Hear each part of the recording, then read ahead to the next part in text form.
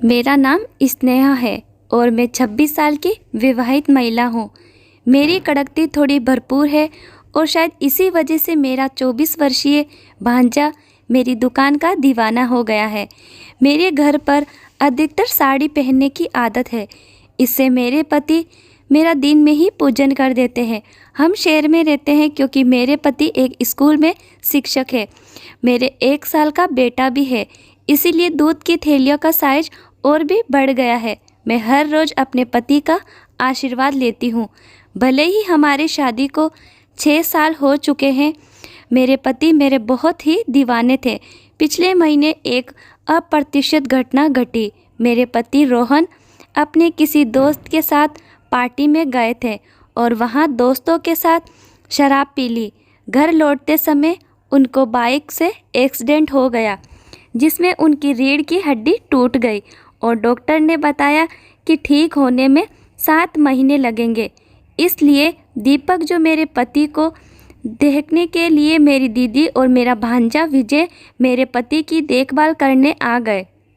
मेरी दीदी और जीजू जल्दी वापस लौट गए, लेकिन दीपक ने विजय को कुछ दिनों के लिए यहीं रोक लिया था क्योंकि वे खुद खड़े होने में असमर्थ थे। मुझे ही बाजार से सामान लाने और अन्य काम करने पड़ते थे। विजय ने खुशी खुशी रुकने का निर्णय लिया। वे दिखने में सामान्य और ठीक ठाक था। वे कोई बिगड़ा हुआ लड़का नहीं था और मुझे भी अच्छा लगा कि कोई मदद करने वाला आ गया है। आज विजय थोड़ा थका हुआ था, शायद इसीलिए वो सो गया। मैं पहली बार मुझसे मिला था। रात को विजय समय से सो गया और मैं दीपक को खाना खिलाकर उनके पास बैठ गई। अचानक मेरी भावनाएं मचलने लगी और मैं दीपक से कहा, वे दिन भी क्या थे जब आप रोज़ मुझे प्यार करते थे। ये सुनकर दीपक मुस्कुराए और बोले, क्या बात है, मेरी रानी आज बहुत जोश में है। मैंने कहा, नहीं जी, आपको तो मजाक सूझ रहा है और इधर मेरी हालत ख़राब हो रही है। सच कहूँ तो मैं बहुत तरस रही हूँ।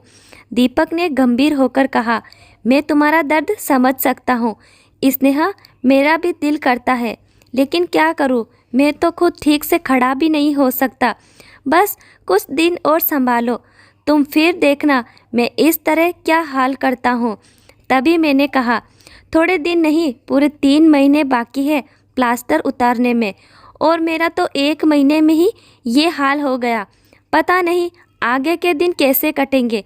मेरे पति मेरी उदासी दूर करने के लिए बोले, चलो ये नहीं तो कम से कम दूध ही पिला दो, डॉक्टर ने भी कहा है। तभी मैं बोली, आपके नसीब में तो नहीं है, आपके बेटे ने पी लिया। हम दोनों ज़ोर ज़ोर से हंसने लगे। मेरे पति मुझे खुश रखने की पूरी कोशिश करते थे, लेकिन मैं क्या करूं, सब बेकार था। थोड़ी देर बाद दीपक सो गए क्योंकि उनकी दवाइयाँ में नींद की गोलियां भी थी, लेकिन मुझे नींद कहाँ आ रही थी। इसीलिए मैं खड़ी होकर विजय को देखने चली गई कि वे सोया है या नहीं। विजय अभी तक जाग रहा था और मोबाइल देख रहा था। मैंने उसके कमरे में जाकर, क्या हुआ विजय, रात के 12 बज चुके हैं और तुम अभी तक सोए नहीं, लगता है तुम्हारा मन नहीं लग रहा। विजय उठकर बैठ गया और बोला, नहीं मासी, ऐसी कोई बात नहीं है। यूं ही फ़ोन देखते देखते लेट गया। फिर विजय ने पूछा, मासी आप भी तो नहीं सोई हो। मैंने कहा, मुझे तो आजकल नींद ही नहीं आती। विजय ने पूछा, क्यों, क्या बात हो गई। मैं हंसते हुए कहा, नहीं नहीं, वह बात नहीं है, बस मैं तुम्हें नहीं बता सकती। जब तुम्हारी शादी होगी तो तुम खुद समझ जाओगे। मेरे मुंह से ऐसा सुनते ही विजय ने अपनी नज़र नीचे झुका ली और अंदर ही अंदर मुस्कुराने लगा। तभी मैंने कहा, अरे तुम तो इतनी सी बात पर शर्मा गए। अच्छा बताओ, अभी तक कोई लड़की पटाई है या नहीं। विजय कुछ नहीं बोला, उसे अभी भी शर्म आ रही थी। तभी मैंने उसका हाथ पकड़ा और कहा, अरे पागल, अपनी मासी से इतना मत शर्माओ। वे धीरे से बोला, मासी सच बताऊं तो ऐसी बातें मैंने आज तक अपने दोस्तों से भी नहीं की है। मैंने कहा, अच्छा तुम मुझे अपना दोस्त ही समझ लो, क्योंकि मुझे ऐसी बातें करने में बहुत ज़्यादा मज़ा आता है। विजय ने कहा, मासी एक थी, लेकिन उसने अभी मेरे से फ्रेंडशिप तोड़ दिया है। मैंने पूछा, तुमने इसकी ठुकाई तो कर दी होगी। विजय बोला, नहीं मासी, सच बताऊं तो मैंने उसे ढंग से छुआ भी नहीं। मैंने उसका मजाक बनाते हुए कहा, तुम तो बड़े भोले निकले। कोई बात नहीं, अब तो मेरे पास आ गई हो ना, मैं तुम्हें सब सिखा दूंगी। मैं बातें करती विजय के कमरे में ही सो गई थी। सुबह जब मेरी आँख खुली तो विजय बेड पर नहीं था और वह मुझे बाहर खड़े होकर निहार रहा था।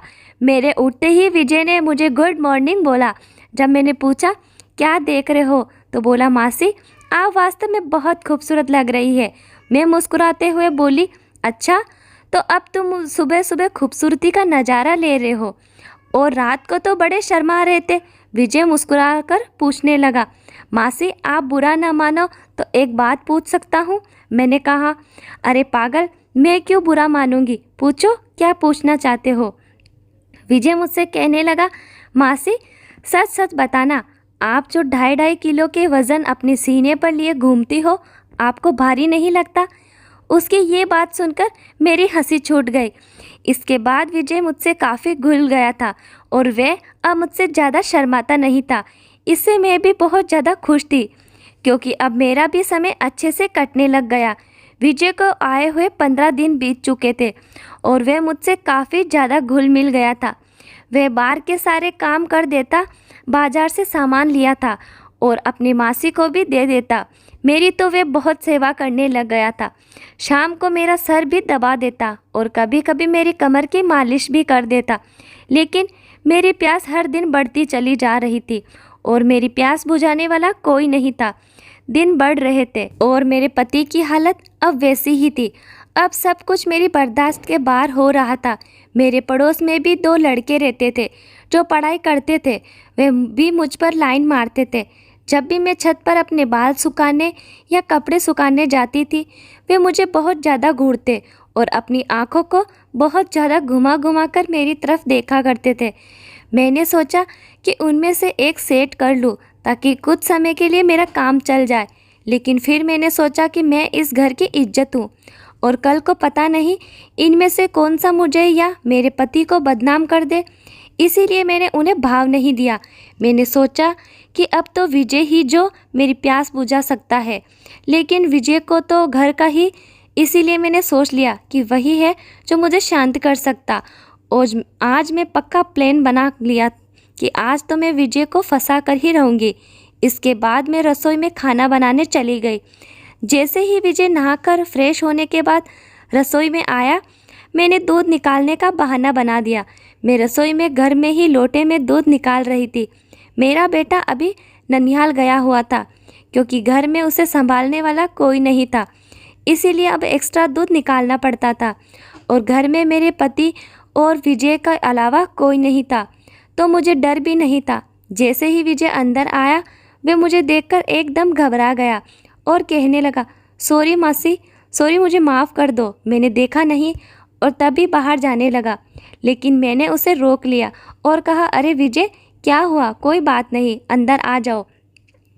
विजय बोला, अरे मासी ऐसे मैं अंदर कैसे आ सकता हूँ। मैंने कहा, ऐसे वैसे मत करो और जल्दी से आकर मेरी मदद करो।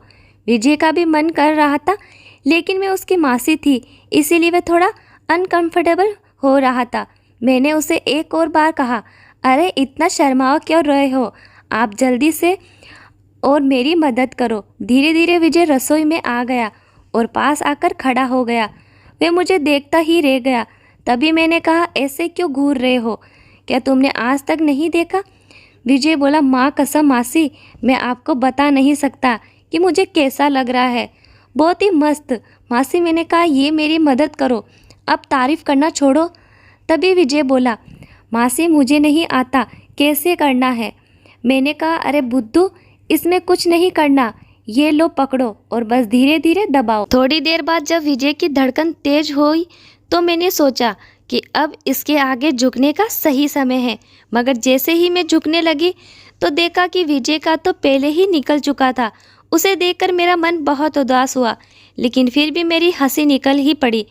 मैंने नाराज़गी से कहा, ये क्या किया पागल, तुमने तो शुरू करने से पहले ही ख़त्म कर दिया। इसके बाद जैसे ही विजय का नशा उतरा, उसने हड़बड़ा कर कहा, सॉरी मासी, मैंने ऐसा पहले कभी नहीं किया, इसीलिए मुझसे कंट्रोल नहीं हुआ। मैं अभी जाकर साफ करके आता हूँ। और उसने मेरी एक बात भी नहीं सुनी और वे रसोई घर से तुरंत बाहर चला गया, क्योंकि मैं समझ रही थी कि ये उसके लिए इतना आसान नहीं होगा। इस चक्कर में आज का खाना भी लेट हो गया था, इसीलिए मैं जल्दी से खाना तैयार किया और दीपक को कमरे में देने के लिए चली गई। दीपक भी बैठे बैठे खाने का इंतज़ार कर रहे थे। दीपक बिल्कुल सीधे साधे और सरल स्वभाव वाले आदमी थे। वे मेरी बहुत ज़्यादा चिंता करते हैं। जब मैं उनको खाना लेकर गई तो पूरा पसीने से भीगी हुई थी। मुझे देखकर वे बोले, इतनी जल्दबाजी क्यों करती हो स्नेहा, धीरे धीरे काम कर लिया करो, देखो ना तुम्हें अपना क्या हाल बना लिया है। तब मैंने उन्हें चिढ़ते हुए कहा, ये तो कुछ भी नहीं, जब तुम काम करते हो तो मेरा इससे भी ज़्यादा बुरा हाल हो जाता है, और तब तो तुम्हें रुकने के लिए कहती हूँ, लेकिन तुम तो जो बच्चे ना कहकर स्पीड को 2 गुना और कर देते हो। मेरे मुंह से ऐसा सुनकर मेरे पति मुस्कुराने लगे। तुम भी ना स्नेहा, कहाँ की बात कहाँ ले जाती हो। इसके बाद दीपक ने खाना खा लिया था और मैंने उन्हें दवाई भी दे दी थी। दवाई लेने के बाद उन्हें नींद आ गई और आराम करने लगे। मैं भी काफ़ी थक चुकी थी, इसीलिए मैं नहा धोकर फ्रेश हो गई। अगले दिन सुबह जब मैं विजय को चाय देने के लिए गई तो वह बैठा हुआ फ़ोन चला रहा था और मुझे देखकर उसके चेहरे पर मुस्कान आ गई। मैं भी उसे देखकर हंसने लगी और मैंने उससे पूछ लिया, क्या बात है विजय, आज तो तुम काफ़ी ज़्यादा ढीले ढाले लग रहे हो। तो विजय बोला, मासी मैंने पहली बार ऐसा अनुभव किया, प्लीज़ आप बुरा मत मानना। मैं सच बता रहा हूँ, बिल्कुल भी कंट्रोल नहीं कर पाया। तभी मैंने उससे रोकते हुए कहा, अरे बेवकूफ़, मैं क्यों बुरा मानने लगी। सच बताऊँ, मुझे भी अच्छा लग रहा था। इसके बाद मैं विजय को चाय पकड़ा दी और उसके साथ बैठकर मैं भी चाय पीने लगी। हम दोनों बातें करने लगे। आज विजय के मुंह से मेरे लिए तो फूल ही झड़ रहे थे। वह बस मेरी ही तारीफ करता रहा। मासी, वाकई आप बहुत ज़्यादा अच्छी हो। मैं तो सोच रहा हूँ कि सारी उम्र आपके साथ ही रहूँ। इन 15 दिनों में मुझे स्वर्ग जैसा महसूस होने लगा है। ऊपर से आपकी खूबसूरत थी। मैंने मुस्कुराते हुए कहा, आज तो तुम्हारे ही पर निकल रही है, लगता है तुम्हारे इरादे ठीक नहीं। विजय मेरा हाथ पकड़कर बोला, आप सही कह रहे हो मासी, मेरे इरादे बिल्कुल भी ठीक नहीं है। अब तो मेरी बात आपको माननी ही पड़ेगी। प्लीज़ मासी, आप मना मत करना, बस एक रात के लिए मेरी बीवी बन जाओ। इसके बाद आप जो भी कहोगी मैं वैसे ही करूँगा। जो विजय ये सब कह रहा था उसका चेहरा लाल टमाटर जैसा हो गया था और मेरी मुस्कुराहट टूट पड़ी थी। मैंने उसके सिर पर हाथ फेरते हुए कहा, अरे पागल, इतना सीरियस क्यों हो रहे हो, बताओ तुम्हें कभी किसी चीज़ के लिए मैंने मना किया है। वैसे भी तुम्हारे मासा तो वैसे नहीं कर पाते, और तुम इतना शर्माओ मत। अगर इतना शर्माओगे तो कैसे चलेगा। आपसे तो मुझे अपनी मासी नहीं बल्कि गर्लफ्रेंड समझना चाहिए। विजय बोला, मासी एक और बात है, मेरा तो निकल जाता है, मैं बहुत कंट्रोल करता हूँ क्योंकि आपकी इतनी खूबसूरती है। मैंने उसे कहा, इसकी चिंता मत करो, उसका इंतज़ाम मैं कर दूँगी, तुम बस रात को तैयार रहना। इतना कहते ही विजय खुश हो गया और उसने थैंक यू मासी, थैंक यू की रट लगा दी। कहने लगा, मासी आप बहुत अच्छी हो। और इसके बाद मैं चली गई क्योंकि शाम हो रही थी और मुझे दीपक को नहलाना भी था। जब दीपक नहा लिए तो विजय उन्हें बाहर घुमाने ले गया। इसके बाद मैं जल्दी जल्दी सारा काम कर लिया और उनके आने तक का खाना भी तैयार कर लिया। आते ही उन लोगों ने हाथ पैर धोए और खाना खाने के लिए बैठ गए। विजय भी अपनी मासी के साथ खूब मस्ती करने लगा और खूब सारी बातें करने लगा। हमने बहुत ज़्यादा हंसी मजाक किया और उन्हें ज़्यादा दर्द न हो और आसानी से नींद आ जाए, इसीलिए दीपक को दवाई देकर जल्दी ही सुला दिया। मैं उनका सिर दबा रही थी। जैसे ही मुझे पता चला कि दीपक सो चुके हैं, मैं नहाने चली गई और नहाकर साड़ी पहन ली, बालों का जूड़ा बना लिया और अच्छे से महक का परफ्यूम भी लगा ली। वैसे तो मैं मेकअप कभी कभार करती हूँ, लेकिन आज थोड़ा थोड़ा कर ही लिया ताकि चेहरा शाइन करे। पूरी तरह से तैयार होने के बाद मैंने अपनी अलमारी में से पावर वाली गोलियाँ निकाली जो कभी दीपक लेते थे, और मैं रसोई में हल्दी बादाम वाला दूध तैयार करने के लिए चली गई। जैसे ही मैं दूध तैयार किया उसमें मैंने 2 गोली डाल दी। ताकि विजय को थोड़ी शक्ति मिल सके। ऐसा करते करते रात के 11 बज चुके थे। फिर मैं जल्दी से दूध का गिलास लिया और विजय के कमरे में चली गई। विजय बड़े ध्यान से मेरा इंतज़ार कर रहा था। जैसे ही मैं अंदर आई, वे खड़ा हो गया और मुझे देखने लगा।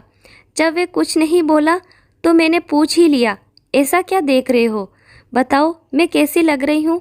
विजय ने संकोच में कहा, मासी, मन तो ऐसा कर रहा है कि आपको अभी खा जाऊँ। मैं हंसते हुए उसे दूध का गिलास पकड़ा दिया और कहा, मुझे खाने की ज़रूरत नहीं है, बस तुम इसे पी लो। विजय ने जल्दी से गिलास पकड़ और एक सांस में सारा दूध पी गया। दूध पीते ही मैंने कहा, चलो अब जल्दी से पूजा शुरू करते हैं। उसने जवाब दिया, मासी, पूजा तो शुरू कर दूंगा, लेकिन आप दिए में तेल डालोगी या फिर सीधे ही पूजा करवाओगी? मैं मुस्कुराते हुए कहा, तुम मेरी चिंता मत करो, मैं पहले से ही तेल डालकर आई हूँ। इसके बाद जो हुआ वे बताते हुए मुझे शर्म आ रही है। मैं विजय को अब तक बच्चा ही समझ रही थी, लेकिन उसने पूजा में मेरे पति को भी पीछे छोड़ दिया था। दीपक ने सबसे पहले काजू कतली का स्वाद चखा। मेरे पति ने आज तक काजू कतली नहीं खाए। वे तो सीधे ही पूजा करना शुरू कर देते थे। जब मैं विजय से कहा, बस अब और ज़्यादा मत करो, कितना खाओगे? तो उसने जवाब दिया, नहीं मासी, आपको नहीं पता ये कितनी मीठी है, इसी के लिए हम पागल रहते हैं। ये विजय की पहली पूजा थी, इसीलिए वे आधे घंटे से ज़्यादा नहीं कर पाया, तो मैंने उसे ज़्यादा नहीं रोका और मैं ज़्यादा थकी भी नहीं। लेकिन विजय पसीनों से तर हो चुका था। मुझे भी 1.5 महीने बाद पूजन का सुख मिल रहा था, तो मैं भी बहुत खुश थी। इसके बाद विजय थक चुका था और आराम करने लगा। मैं भी वहीं पर थी। जब मैं उससे पूछा कैसा लगा फर्स्ट टाइम, तो विजय ने जवाब दिया, मासी, सच कहूँ तो ऐसा लगा जैसे ज़िंदगी के सारे सुख एक साथ मिल गए हो। आप दिल की बहुत अच्छी हो, या कहूँ तो दुनिया की सबसे अच्छी लड़की हो। फिर हम बातें करते करते सो गए। सुबह जब हम उठे तो बिल्कुल फ्रेश महसूस कर रहे थे। मैंने उठकर चाय नाश्ता बना लिया और दीपक को भी दे आई। इसके बाद विजय को भी चाय देने के लिए उसके कमरे में चली गई। वह भी उठ चुका था और चाय लेकर उसने मुझसे पूछा, मासी, मुझे डर लग रहा है, कहीं हमने कुछ गलत तो नहीं कर दिया? मुझे लगा कि शायद विजय को पछतावा हो रहा है। मैंने उसे समझाते हुए कहा, विजय, तुम ऐसा बिल्कुल भी मत सोचो। सच कहूँ तो ये मेरी मजबूरी थी, क्योंकि तुम्हारे मासा 2 महीने से ठीक नहीं हो सकते और मुझसे इतना इंतज़ार शायद ही हो पाता, लेकिन तुमने मेरी बहुत बड़ी मदद की है। प्लीज़ तुम इतनी टेंशन मत लो। हाँ, इसके बारे में किसी को भी मत कहना। विजय सिर हिला दिया और बोला, मासी, अगर ये मेरी मजबूरी बन गई तो कहाँ आना जाना हो पाएगा? फिर अपनी मासी के पास मैं कब आ पाऊँगा? मासी ने बोला, कब मैंने तुम्हें कभी मना किया है? इतना कहकर मैं मुस्कुराने लगी और विजय फिर से मेरी तारीफ़ करने लगा। मासी, आपकी जितनी तारीफ़ की जाए उतनी कम है। पता नहीं पिछले जन्म में मैंने ऐसे कौन से पुण्य किए थे जो मुझे आप जैसी मासी मिली। इसके बाद मेरे और विजय के बीच पक्की वाली दोस्ती हो गई। अब जब भी मेरा मन करता मैं विजय से पूजन करवा लेती। इसी बीच विजय के पापा ने फ़ोन भी किया कि वे घर आ जाए, लेकिन विजय ने मना कर दिया। अब मेरे पति दीपक भी चलने फिरने लगे थे, तो हम लोग बाज़ार में भी घूमने लगे। ये शाम को भी जब मैं दीपक को सुलाकर विजय के पास आ जाती, वे मेरे पैर दबाता, कमर की मालिश करता और मैं विजय से कहती कि मेरे लिए इतना कुछ करने की ज़रूरत नहीं है, लेकिन वे नहीं मानता और कहता, चुप रहो मासी, आप सारे दिन इतना काम करते हो, इसीलिए थक जाती होगी। मैं इतना मुझे भी करने दो। मित्रों, कई बार ऐसा रिश्तों में फंसने का कारण अकेलापन, भावनात्मक सहारा पाने की इच्छा या असंतोषजनक वैवाहिक जीवन हो सकता है, लेकिन इन कारणों के बावजूद मर्यादा और नैतिकता को कायम रखना आवश्यक है। रिश्तों के बीच की सीमाओं का सम्मान करना एक स्वस्थ और मजबूत समाज का निर्माण के लिए ज़रूरी है। अगर किसी के मन से इस प्रकार की भावनाएं उभरती है, तो उस व्यक्ति को खुद से सवाल पूछने चाहिए, क्या ये संबंध सही है? क्या इसका कोई सकारात्मक परिणाम हो सकता है? इससे किसी का दिल टूटेगा या घर उजड़ जाएगा? इन सवालों पर विचार करते हुए सही दिशा में कदम बढ़ाना ज़रूरी है। समस्या का हल कभी कभी उचित संवाद में भी हो सकता है। अगर कोई व्यक्ति भावनात्मक रूप से असंतुष्ट हो तो बेहतर होगा कि वह अपने साथी के साथ खुलकर बात करे और अपने रिश्ते को सुधारने का प्रयास करे। मानसिक और भावनात्मक संतुलन के लिए कभी कभी परिवार या किसी विशेषज्ञ से सलाह लेना भी सही काम हो सकता है। अतः मासी और भांजा के बीच प्रेम प्रसंग को सही नहीं ठहराया जा सकता, क्योंकि ये न केवल समाज और परिवार के मानकों के विपरीत है, बल्कि इससे खुद व्यक्तियों को भी भावनात्मक और मानसिक पीड़ा का सामना करना पड़ सकता है। जीवन में रिश्तों की गरिमा बनाए रखना और सही निर्णय लेना ही सच्ची समझदारी है। तो दोस्तों, आपको कहानी अच्छी लगे तो लाइक एंड शेयर और चैनल को सब्सक्राइब करें।